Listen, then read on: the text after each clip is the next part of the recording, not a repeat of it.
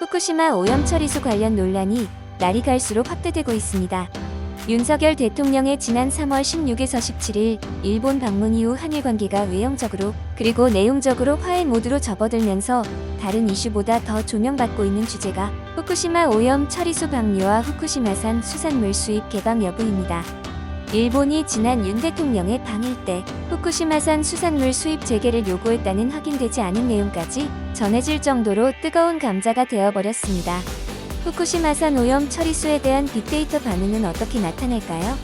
빅데이터 심층 분석 도구인 오피니언 라이브의 캐치애니는 후쿠시마 오염수에 대한 빅데이터 연관어로 일본, 미국, 한국 정부, 국민민주당, 국민의힘, 유국희 위원장, 단장 교수, 윤석열, 이재명, 바다, G7, 처리, 한일 등이 올라와 있습니다.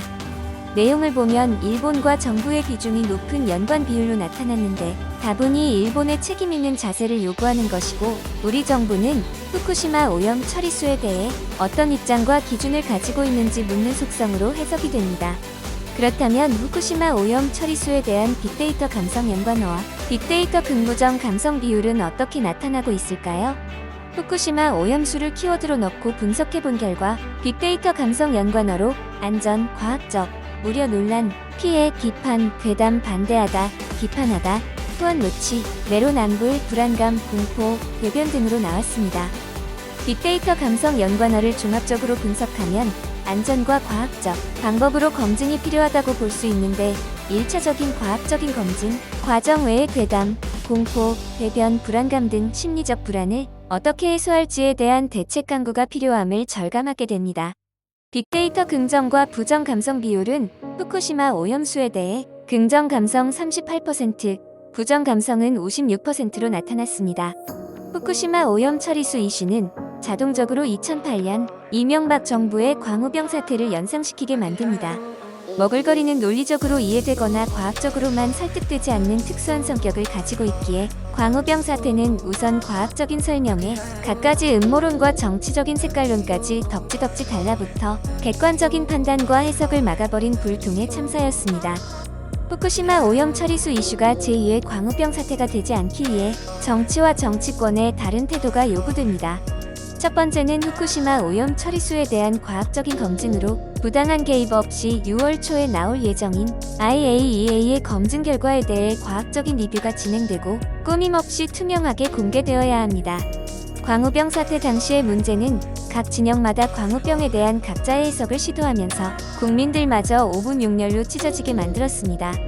이번에는 이념과 무관한 과학적 잣대만 놓고 제대로 평가를 내놓고 무엇은 기준에 부합하는지 어떤 점은 불일치하는지 투명한 결과를 내놓아야만 합니다. 두 번째로 후쿠시마 오염 처리수 논란에 정부가 대응해야 할 방법은 심리적 불안 해소입니다. 2008년 광우병 사태가 터졌을 때 가장 치명적인 타격은 심리적 불안이었습니다. 광우병 사태에 대한 괴담, 배변, 공포, 그리고 컨테이너를 겹겹이 쌓아놓은 명박산성이 이명박 정부의 강경한 대응은 불통의 상징으로 인식될 정도였습니다.